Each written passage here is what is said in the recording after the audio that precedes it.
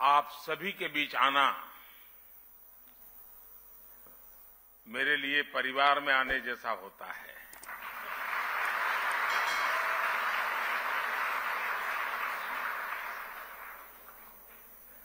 और वो जो मैंने आज आपकी वीडियो देखा, फिल्म देखी, तो मेरी एक शिकायत है और मैं चाहूंगा कि इसमें सुधार कीजिए। आपने बार बार उसमें माननीय मुख्यमंत्री और माननीय प्रधानमंत्री कहा है।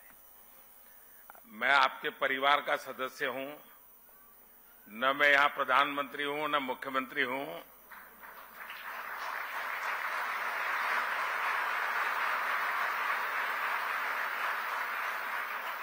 और शायद मुझे जो सौभाग्य मिला है वो बहुत कम लोगों को मिला है। मैं 4 पीढ़ी इस परिवार के साथ जुड़ा हूं, 4 पीढ़ी, और चारों पीढ़ी मेरे घर आई है। ऐसा सौभाग्य बहुत कम लोगों को मिलता है। और इसलिए मैं कहता हूं कि फिल्म में जो बार बार मुख्यमंत्री और प्रधानमंत्री है, मैं तो आपके परिवार का सदस्य हूं और हर बार एक परिवार के सदस्य के रूप में आने का जब भी अवसर मिला है, मेरी खुशियां अनेक गुना बढ़ गई हैं।